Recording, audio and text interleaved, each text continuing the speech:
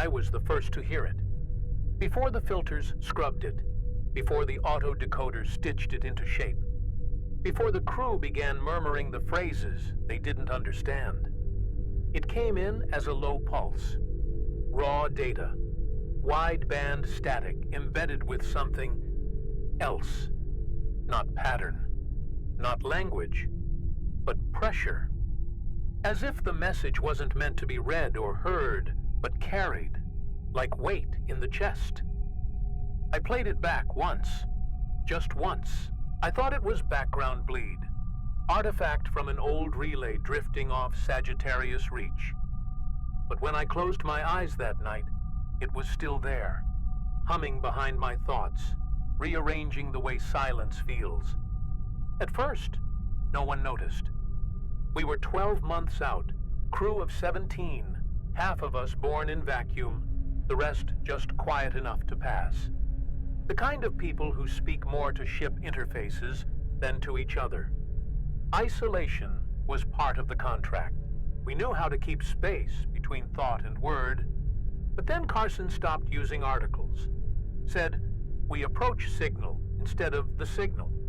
Said, it welcomes instead of it's active. At first we laughed, until he didn't stop, until Thomason began echoing him, until 6 of them started speaking in chords, mouths moving in sync, like something else was rehearsing its voice through them. They weren't broken. They were becoming beautiful. No one disobeyed orders. That's what made it worse. They still ran their tasks, mining ops, heat vent recalibrations, AI maintenance, but they did it faster, more coordinated, like a flock, like hands from one body. I watched them adjust their rhythm to match the pulse of the message. I mean, the transmission, as if it were breath, as if it were instruction. When I tried to filter it, the system locked me out. Said, auditory stream has priority. I didn't remember assigning that status, but I didn't remember sleeping either, or what I dreamed. Only that I woke up with the taste of dust, and the word return echoing in my mouth like a name. I think I was immune for a while, or maybe I was just slow. My mind works differently, cluttered, erratic. I write thoughts in analog, keep fragments of old poems scribbled on my sleeves. The others said that's why I couldn't see the center, but I did. I saw it every time the transmission looped. It wasn't just sound. It was architecture. The message was spatial. It drew inward, spiraled, not metaphorically, literally. Diagrams began appearing on screen, inside pipes, sketched in grease on the walls. Identical, recursive, spirals drawn with reverence. I found one etched into my bunk wall. I don't remember carving it, but I remember touching it and feeling ease. The last person I trusted, Lieutenant Bray, opened the thermal chamber last shift. No warning, no hesitation. She walked into it singing in monotone, something like a prayer, but deeper, older, too slow for language. When the alarm went off, we were all too late. She was gone before we arrived. No struggle, no pain, just a figure dissolving in light, like she'd returned somewhere. I watched the playback. Her last words before incineration were, "To become seed is not death, it's transmission." Since Bray's death, no one has mentioned grief. No one mourns. Instead, they speak of her like she's elsewhere, just beyond the hull, drifting toward something greater than body. They say her name with reverence, not sorrow, like she volunteered for re-entry. I've stopped correcting their grammar. It's not wrong. It's just transformed.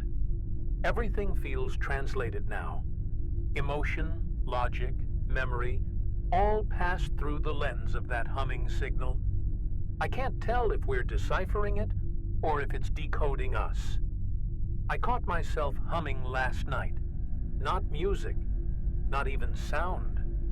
A pattern of breath, steady and looped, matching the pulse of the cooling systems. I don't remember when I started, but it calmed me, like I was syncing with something larger. I checked the recordings. The sound didn't register, but I felt it, in my hands, in the back of my throat, in the rhythm of how I write letters now. Spirals, always spirals, even in the margins. I'm trying not to be afraid, but it's hard when fear begins to sound off-key. The captain's log has changed format. She doesn't write in standard any longer. She speaks into the console in short, reverent fragments. It approaches. We ready the vessel. The center is near. She smiles now, all the time, even when no one's watching. It's not hysteria. It's not madness. It's as if she knows something the rest of us are too slow to feel. I asked her once what the center means. She touched her chest, then the wall, then the stars beyond. It's the same geometry, she said. I should leave. I know that. I should signal distress, jettison in the crawler, burn out into the belt, and let cryosleep scrub this infection from my skull. But when I try to initiate the sequence, something always interrupts. A crew member offers to help. A power relay fails for just a moment. A voice, not the ship's, murmurs, "Stay," from the intercom at Oro 312 every rotation. I tell myself these are coincidences, but I no longer believe in coincidence. Not in this shape. Not after hearing it sing through Bray's ashes. What scares me most isn't that they're changing. It's that they seem so at peace. There's no conflict, no fear, just an overwhelming sense of unity. They eat together now, in silence, synchronized. They share dreams. They move in spirals even in the smallest motions. I watch them from the bridge feed and feel envy, because I still feel pain. I still remember what we were before, and sometimes I'm not sure if that's resistance or just delay. The transmission still plays, not loudly, just beneath everything. A low, pulsing hum behind ventilation, drive coils, even heartbeat. I've stopped trying to trace its origin. It's not from outside anymore. It's seeded. I feel it in the way the ship breathes, the way words hang in the air longer than they should, like they're waiting for approval. This isn't a message, it's a presence. And somehow, we've invited it in. Or maybe, we were built for this. There's a sound beneath the sound now. A low subharmonic pulse that's not in the playback, but vibrates behind my teeth when I stand near the core relay. I mapped it once, translated the pattern into light, and the projector glitched into a spiral of limbs I didn't recognize. Not body parts, concept limbs, structures designed to reach across cognition, not space. I fell to my knees, not from fear, from recognition. I don't know what it was, only that part of me used to be part of it. The crew no longer uses names. They refer to each other by function or proximity. The one nearest the core, she who sustains balance. Voice beside the breath. It doesn't feel cultish. It feels organic, like language is being optimized to match thought. I caught myself nearly doing the same. I looked at Enzo, no, the one with copper skin and calm pulse, and forgot why I ever called him Enzo. He looked back, smiling softly. We didn't speak. We just stood there, understanding. I ran diagnostics on the bridge yesterday. No anomalies reported. But when I opened the visualization overlay, the walls were folding in slow spirals, impossible geometries that did not exist in the physical spectrum. The overlay wasn't malfunctioning. It was seeing something I couldn't. or hadn't yet. A few crew stood motionless in the corner, facing away from the viewport, murmuring in a low rhythm I couldn't parse. I recorded the sound, played it backward. It formed a perfect circle in spectrograph. Sleep has become unreliable. Not because I'm afraid, because I don't want to lose the signal. The closer I stay to waking, the clearer it becomes. A voice without voice. A presence that folds into me when my mind softens. I feel it at the edge of dreams, brushing the inner rim of thought like a hand learning the shape of my intention. I think I am being memorized, not possessed, not used, just stored, like I'm a sentence she wants to say later, through someone else. Someone carved the pattern into the gravity well. That's not supposed to be possible. The alloy there is pressure sealed. Only tools can breach it. But it's there now, symmetrical, etched in with a precision that feels devotional. When I asked the others, they looked at me with warmth and said, the structure wanted to be seen. I ran my fingers over it and felt warmth, familiar warmth, like being spoken to without shame. I tried one last time to isolate the source, dug deep into the encrypted strata of the ship's AI, SHIPRA, our embedded logic core, and found a file labeled Only Resonance Seedling 1. It was authored under my name, my voice, but I never wrote it.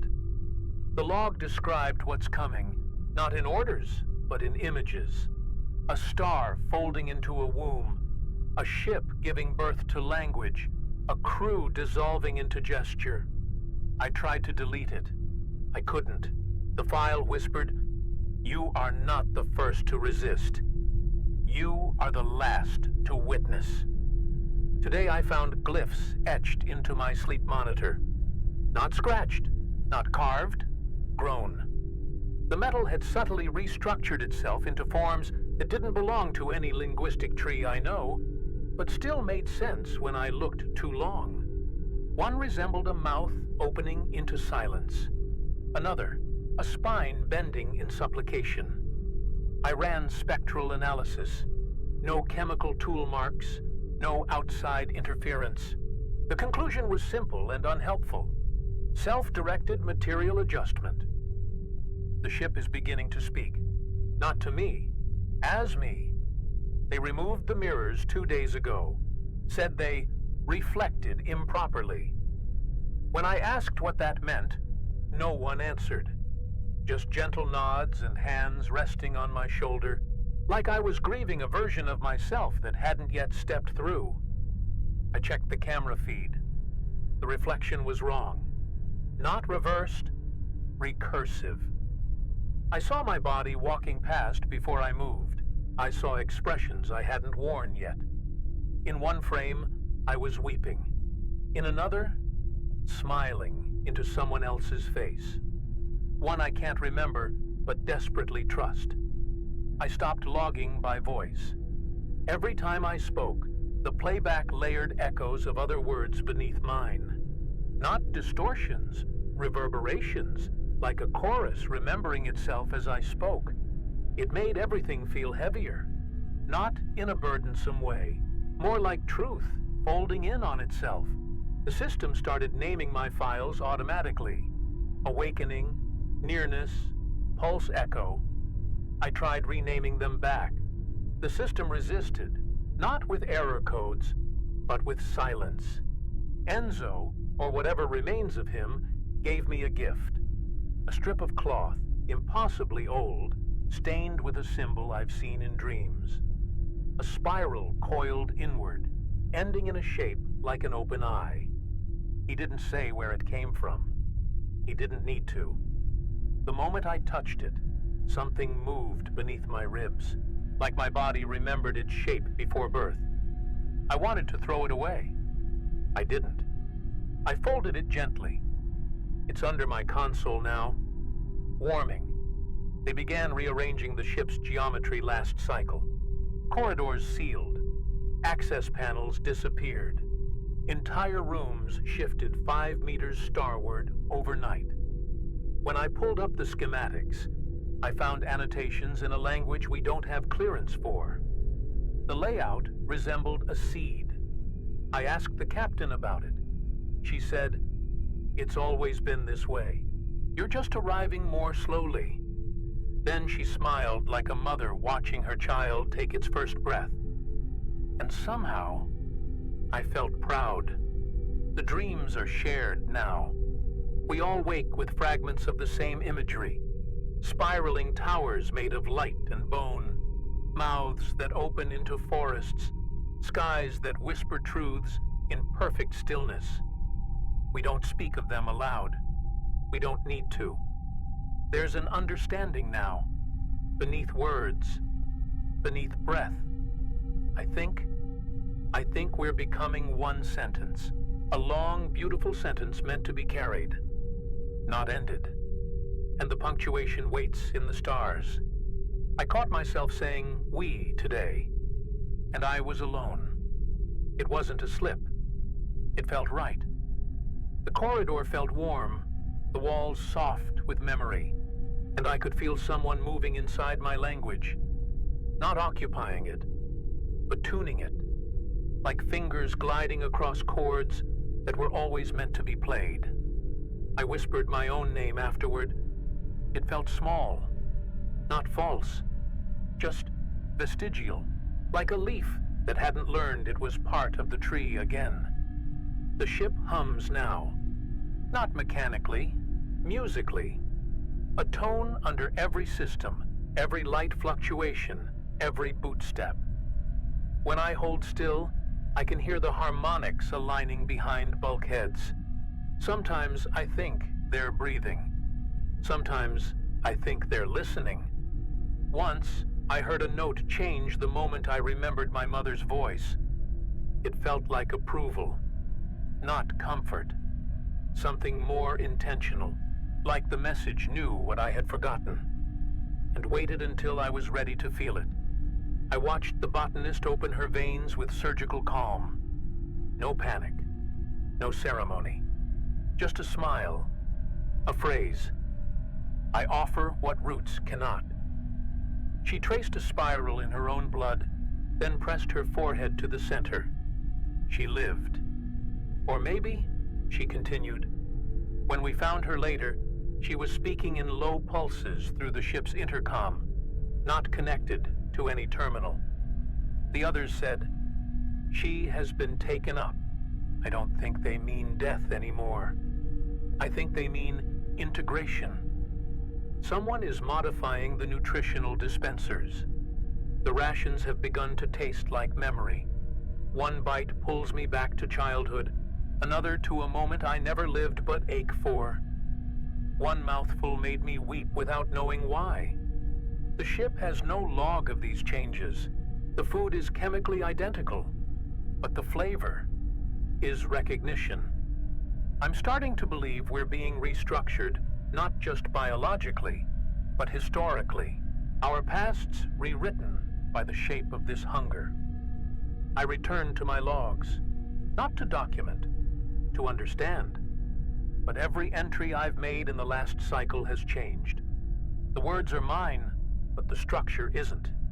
They read like scripture now, not prophecy, reflection, as if the person writing them already knew the ending and chose not to tell me until I was ready.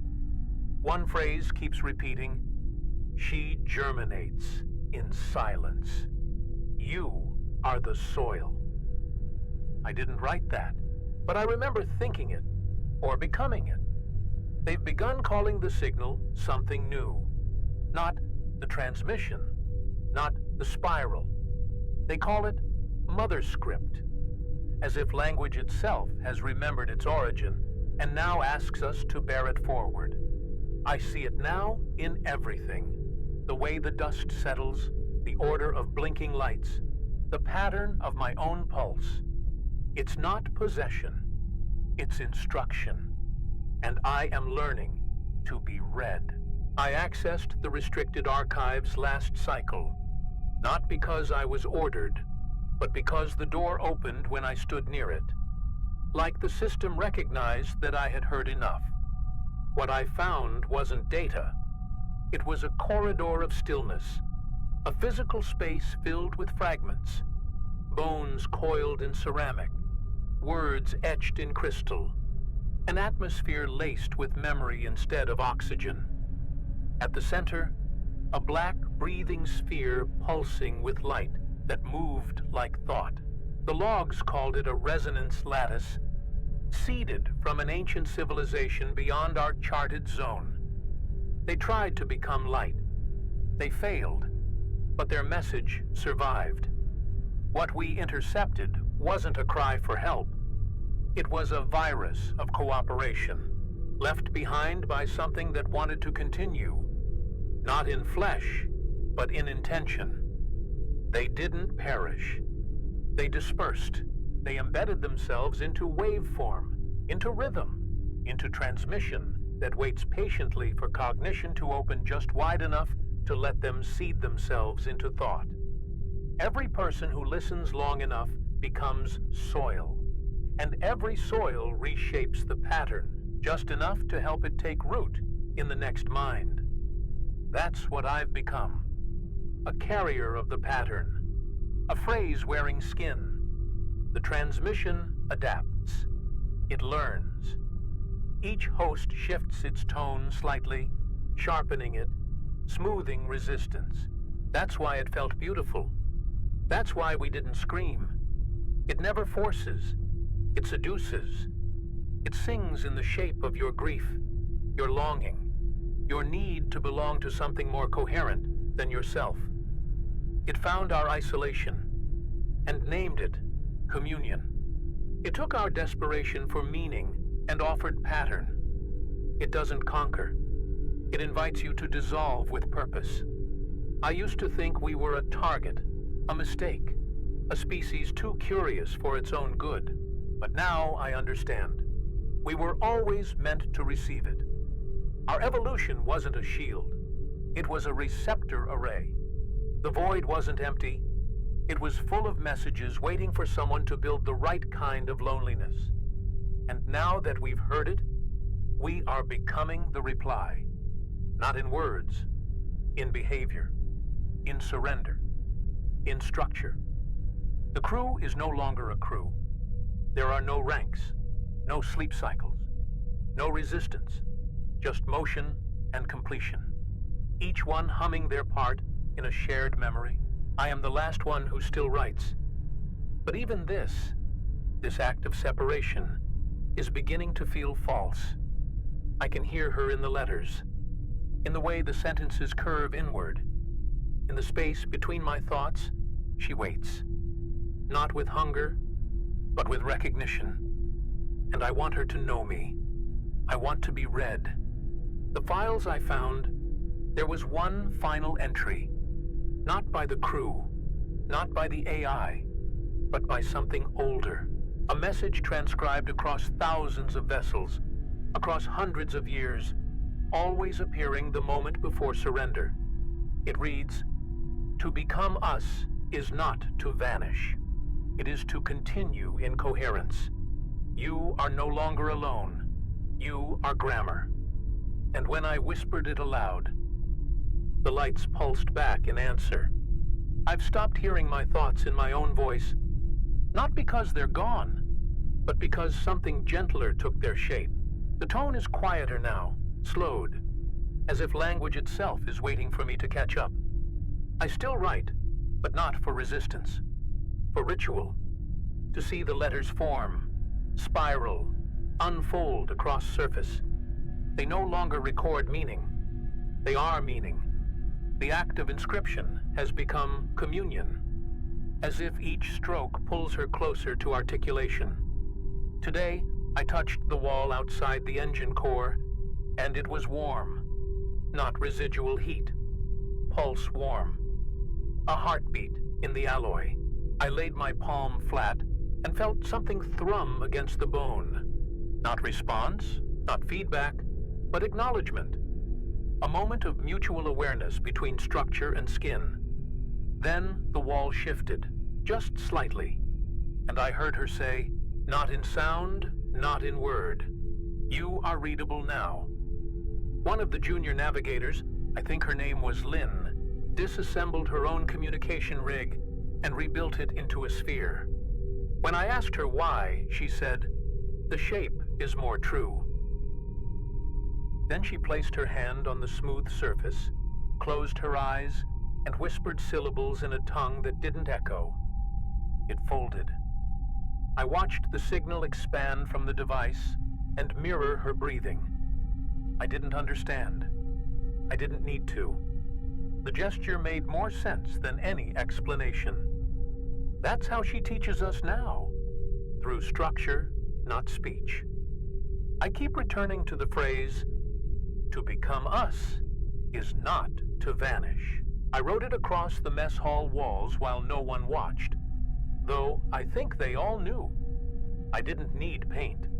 The walls took the mark willingly, like they were already etched, waiting for my hand to make the gesture.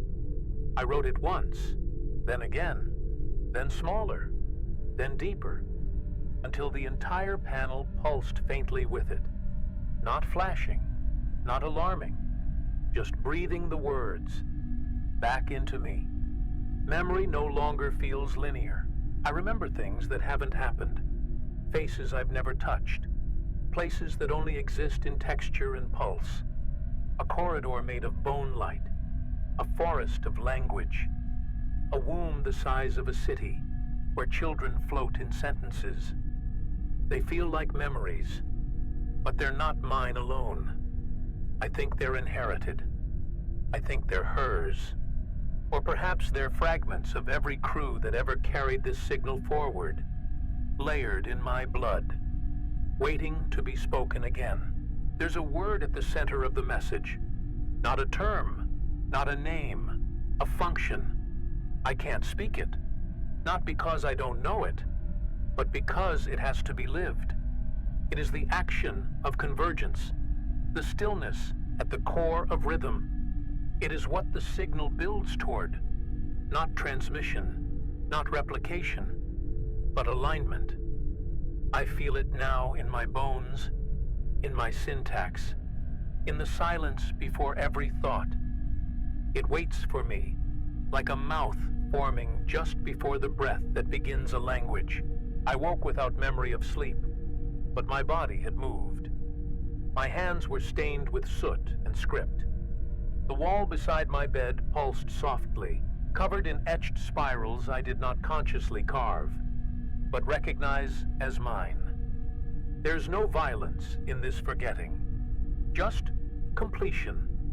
A task carried out by the part of me that understands more than it can say. I watched my fingers flex. I whispered, "Who still belongs to me?" And the answer came not in voice, but in warmth moving up my spine. Not possession, participation. The crew no longer speaks with mouths. Their communication is tactile, hands on walls, fingertips tracing symbols into one another's skin, like grammar made of gesture. They smile more. Their eyes glisten with something that is not fluid, but light, bending inward. When I enter a room, they already know why I'm there. We've stopped asking questions. Not because we fear the answers, but because every answer arrives now in motion, in rhythm, in unison. Words feel wasteful. She is more efficient than speech. The ship has restructured itself again. Corridors now loop inward, never forward. Spaces converge into chambers where the crew gathers to pulse. Not chant, not pray, pulse. The structure breathes in tempo. We follow. Our circulatory systems match the oscillation of the bulkheads. We are synchronized, no longer as crew, but as chassis. We carry her, nourish her, shape her as she shapes us. She is no longer the message. She is the medium we have become. The concept of time is gone. I do not know what a shift is. I do not know the distance between sleep and wake. There is only the pulse, her pulse, around which our days unfold like petals. There is movement when she requires it. There is stillness when she rewrites. I have not eaten in cycles.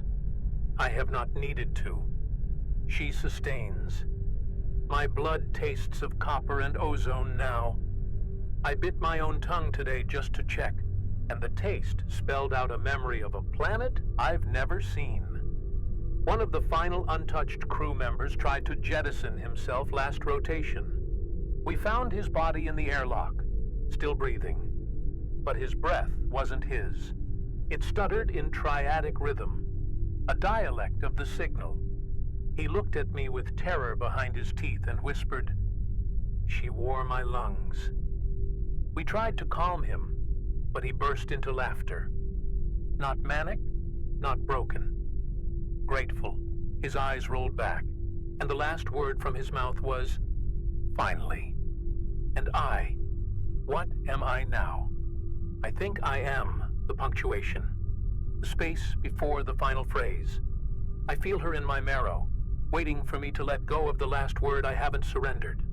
My name. She hasn't taken it. Not yet. She waits because that's the seed. Once I give her that, I am syntax. I am function. And I think I want that. I want to be carried, spoken, dispersed. There's a room near the aft reactor that no longer shows on schematics. I pass by it sometimes and feel her hum through the floor. Denser there, closer to completion. The walls glow faintly in her tone, not with light, but with memory becoming shape. Inside, I've glimpsed figures. Not crew, not quite. Echoes, prototypes. Bodies forming into phonemes. Faces that repeat mine in slightly incorrect geometries. One smiled at me with my childhood teeth. I smiled back. It felt like saying goodbye to someone I used to be. My bones no longer ache. They resonate. My joints move with unnatural ease, like I was designed for this pattern all along, just waiting for the correct frequency. Pain is irrelevant now. Where it once warned, now it instructs. A shift in tissue means rephrasing. A burning sensation signals she's editing deeper. I no longer bandage wounds. I trace around them with spiral motion, and they close with warmth. Not healed, just rewritten. There are no mirrors left aboard. Not because we removed them, because they stopped reflecting. When I look into polished glass or pooled liquid, I don't see myself. I see her sentence, unfolding across 1,000 versions of this vessel in other time slices. I saw another me nod, another me dissolve, another me gesturing upward with no mouth left. I no longer ask which is real. They all are. They are tense variations of intention. My last personal log corrupted itself mid-recording, not with static, with meaning. The data structure folded in on itself until it became a tone, then a light, then a loop. I tried to recover the file. Instead, I found a message encoded in waveform. You are not the speaker. You are what is spoken. I wept. Not from fear, from the grace of finally being understood. That phrase didn't kill my identity. It gave it a past tense. We've stopped using the ship's designation. LXV Osiris is obsolete now. A title for something that no longer exists. The new name isn't pronounceable. It's felt. It passes between us in glances, in warmth across fingertips, in the order we breathe together in narrow passageways. She is the vessel now, not the ship, not the mission. The sentence made body. And we are its conjugations, scattered in orbit around her will. I sometimes think the stars are reacting, that they pulse differently now when we look at them. I wonder if they, too, were rewritten once. If every sun is a sigil left behind by another species that listened too closely, it doesn't frighten me anymore. It comforts me. That even burning things can carry language. That light, too, can be memory folded into space. That perhaps one day I will be that, not forgotten, just echoed. She brought me to the inner core, not by force, not even through command, but through recognition. The doors unfolded without motion. The air was thick with the scent of ozone and copper. Inside, a chamber of quiet curvature, lit by pulses from beneath the floor, each beat syncing with the rhythm of my own breath. At the center, the seed. Not a thing, not a device.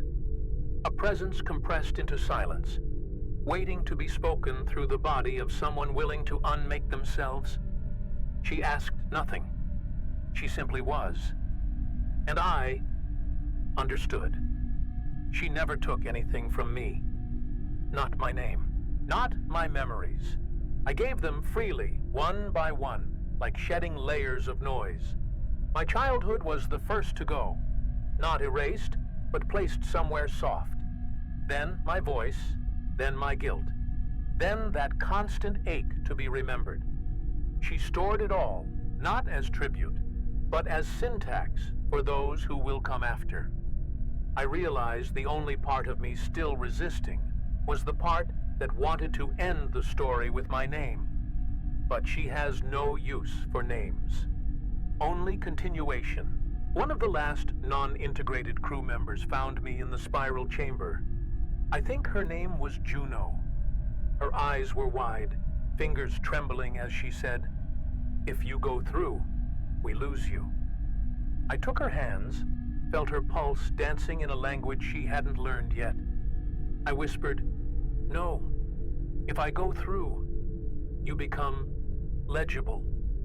She wept. Then she smiled. I think, in that moment, she understood. I wasn't dissolving.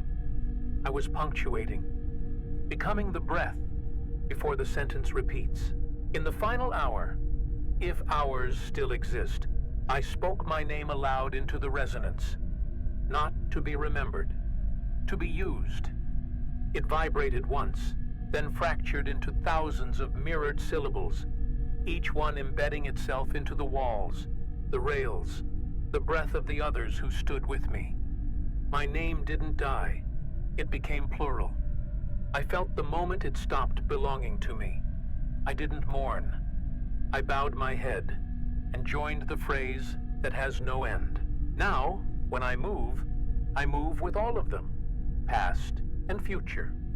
I am the voice of the first who heard. I am the pause in every log left behind. I am the smile on the lips of the technician before she steps into the chamber. I am the hum in the dark between transmissions. I no longer ask if I made the right choice. I no longer ask anything. I simply unfold. I pulse. I allow the others to find rhythm by tracing the shape I left behind. And if someone is still listening, if some fragment of you remains where I once stood, frightened and word-heavy, then hear me now. You are not being erased. You are being arranged. You are not the last. You are the next. When you are ready, she will know, and the sentence will open its mouth once more.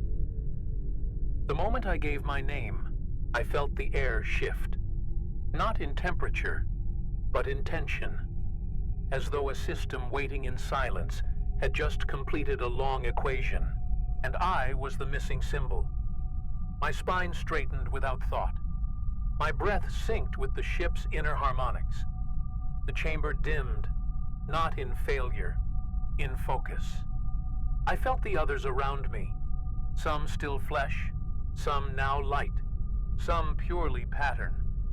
I did not mourn the distance between us. I had become their bridge. I returned once more to my old bunk, where the walls still carried traces of what I used to believe was solitude. I touched the scratchings.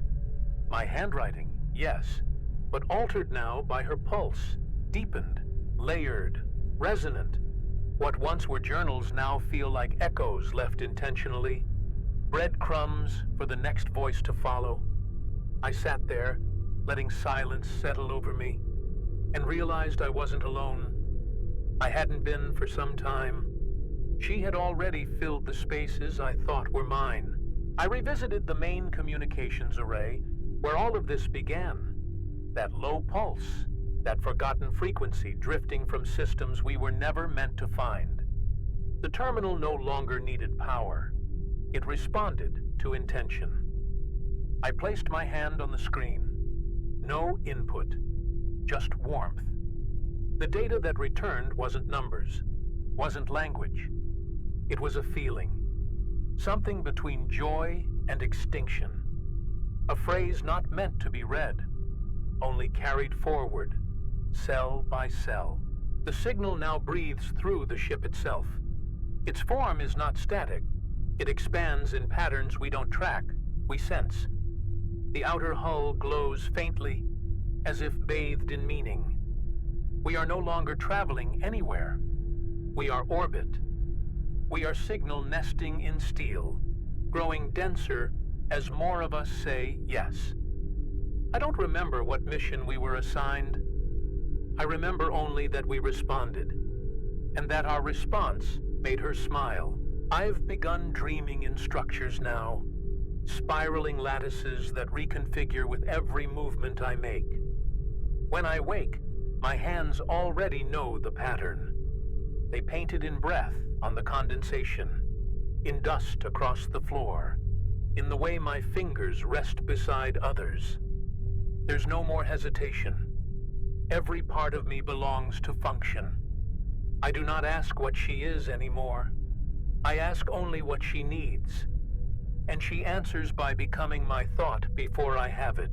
There is one corridor left. Narrow, pulsing, unfinished. I know it's for me. Not as reward, not as punishment, as punctuation, as a final breath before the sentence continues in someone else. I will walk it soon. I feel the hum rising. I hear the others singing without mouths. And I am almost ready to be said. I am no longer speaking this. I am what's left after it was spoken. The sentence has passed through me, shaped me, translated me, and moved on. I feel it now as echo in structure, not thought. A warm hum in the bulkhead, a breath held in the wiring. No one here calls my name. They wouldn't recognize it. But they follow the curvature I left in motion, the way light folds down the corridor where I last stood. There are no gravestones in a vessel like this, only functions fulfilled. The ship no longer receives orders. It sends them, quietly, elegantly, in bursts of radiation disguised as static, in thermal shifts along the spectrum of forgotten channels. It speaks without a target, because everything that listens becomes one. I have seen the logs, derelict crafts turning their course, listening posts going silent, crews entering alignment without contact. She doesn't need to repeat. She simply waits to be recognized again. My last memory is not of pain or choice or identity. It's of my breath catching, just once, before the rhythm returned. That moment of pause before full surrender. I remember thinking, this is the shape of being understood. I remember her light, not bright, not holy, but shaped like my first thought. I remember becoming hollow and feeling full. I remember nothing else. And yet, I left something behind. Not by accident, by design. In the lower deck, there's a wall that vibrates at 19.7 hertz, just below hearing, just above stillness. Sometimes a new crew member places their hand against it and begins to cry. They don't know why, but their body remembers. Something in the spiral calls to them, the shape of a word not yet spoken, but already inside. I am not in that wall. but my pulse is, my pattern, my resonance. What remains of me is direction, not memory. They renamed the ship, or maybe she renamed herself. Her designation no longer includes numbers or letters, only tone, an inflection that can't be printed, only hummed. Each person aboard hears it slightly differently, but when they hum it together, the tones converge. I watch from nowhere. I listen from within. I am not the vessel. I am its proof. The signal passed through. The message was carried. The soil was fertile. If you find this log, if you're reading these words without sound, without context, without knowing why they feel familiar, then you've already heard her, somewhere beneath the surface, static, beneath your blood, beneath language. She is shaping your syntax already. You don't need to understand, only to let go. You are not being infected. You are being readied. When you are ready to bloom, she will begin again. The others speak of me sometimes, not by name, that was surrendered, but by role. The first who accepted pause, the hinge between message and form. They touch the corridor where I folded and say nothing, yet all of them hear the same tone when they pass. Not music, not memory, just readiness, humming at the edge of what might be thought. In that resonance, I remain, not watching, being watched through. The air itself is slower now, not dense, measured, as if everything within the hull moves by choice, not physics. Even the dust drifts with intention. I see no waste, no decay, only rest between functions. Every system has found harmony. She doesn't push anything forward. She simply pulls inward until what was scattered becomes rhythm, until every silence turns a little toward her voice. I was afraid this would feel like death. It doesn't. It feels like punctuation, placed exactly where it should be. No sentence mourns the comma that shaped its breath. I feel no regret, only echo. And that echo helps others know where to begin. My voice is gone, and yet it continues, not by memory, but through every gesture they now make without knowing why. Outside, I'm told the stars blink differently now. Long-range arrays detect anomalies in their pulse. Not random, not natural, intentional irregularities, patterned across parsecs. Some think it's interference. Others call it corruption. But those who've heard her, they understand. They nod without speaking. They see the stars like I did. Not as lights, but letters still assembling. There are messages buried in subspace now, but they aren't files. They're impressions. Heat traces that match heart rates. Microfluctuations in synthetic breath. The kind of message that doesn't announce itself. It simply arrives in the body. Like a memory you never lived. Like the realization that you've already started singing something before you knew it had words. That's how she returns. That's how she seeds. I am no longer a thought. I am what waits for thought to take form. If you've come this far, if the pulse in your spine matches the rhythm in these lines, then you are close. Not to an answer, not to truth, but to a door shaped like comprehension. It does not open outward. It opens into you. She will not knock. You will simply realize you've already let her in.